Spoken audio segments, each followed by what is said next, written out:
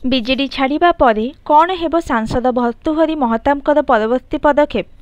କଟକରୁ 6 ଥର ସାଂସଦ ହୋଇଥିବା ଭର୍ତ୍ତୃହରି ମହତାବ ବିଜେପିରେ ମିଶିବେ ବୋଲି କୁହାଯାଉଛି।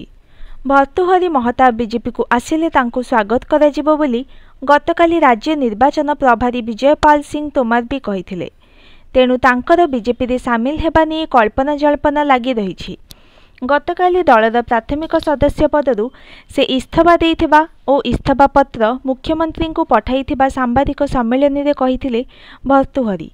ଇସ୍ତଫାର କାରଣ ଦର୍ଶାଇ ଭର୍ତ୍ତୃହରି କହିଥିଲେ, ଦୁର୍ନୀତି, ବ୍ୟକ୍ତିଗତ ସମ୍ପତ୍ତି ଆହରଣ ବିରୋଧରେ ଲଢ଼ିବାକୁ ବିଜେଡି ସୃଷ୍ଟି ହୋଇଥିଲା, କିନ୍ତୁ ଏଥିରେ ବ୍ୟତିକ୍ରମ ପରିଲକ୍ଷିତ ହେଲା।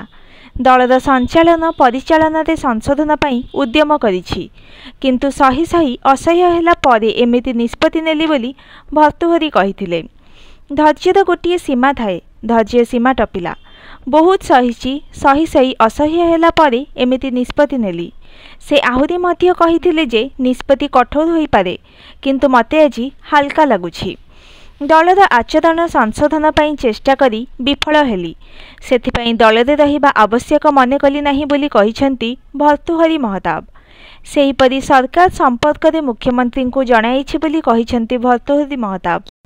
ସରକାର ପରିଚାଳନା ତ୍ରୁଟି ସମ୍ପର୍କରେ ମୁଖ୍ୟମନ୍ତ୍ରୀଙ୍କୁ ଜଣାଇଛି। କେବେ ମୁଖ୍ୟମନ୍ତ୍ରୀଙ୍କୁ ଭେଟିଥିଲି ପ୍ରଶ୍ନରେ ଭର୍ତ୍ତୃହରି ଉତ୍ତର ଦେଇ କହିଛନ୍ତି, ଏ ନେଇ ଡାଏରୀ ଖୋଲିବାକୁ ପଡ଼ିବ। Bureau report, news today.